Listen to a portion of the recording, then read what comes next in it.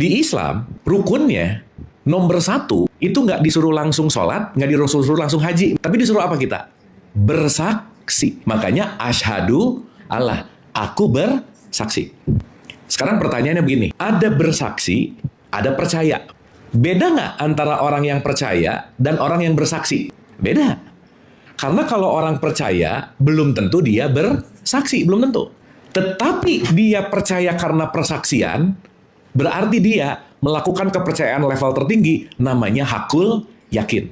Contoh, saya belum makan kue-kue yang di sana nih ceritanya. Emang bener sih, belum nih. Belum.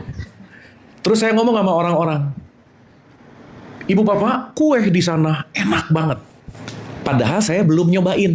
Berarti saya ngomong ke orang lain berdasarkan persaksian atau berdasarkan kepercayaan. Kenapa? Karena waktu datang, yang nyuguhin yang ngasih tahu, Kang, ini kue enak banget. Saya percaya, tapi saya belum bersaksi. Saya belum menyaksikan, udah ngasih tahu orang, ini enak. Berarti saya melakukan atas dasar persaksian atau atas dasar kepercayaan? Percaya. Pertanyaan saya, beda nggak kualitas orang yang sudah bersaksi dan kualitas orang yang tidak bersaksi tapi hanya percaya? Beda nggak, Bu, Pak?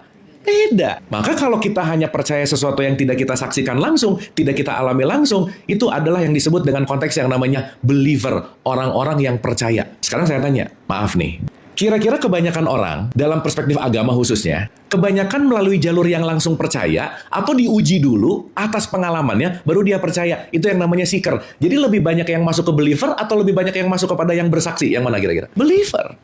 Makanya tumbuhlah dogma dan doktrin. Meskipun dogma dan doktrin perlu untuk anak-anak usia 0 sampai 7, 8 perlu lah. Karena kan nggak mungkin ya anak brojol. Nah, hakikat sholat adalah nggak mungkin. Tetapi at least dia dikasih dogma dulu, dikasih doktrin dulu, dikasih caranya dulu. Tetapi sesaat si anak ini melakukan tanpa sebuah persaksian, nggak ngerti, nggak paham, yang terjadi sekarang gimana? Anak bisa sholat karena takut sama ibu bapaknya.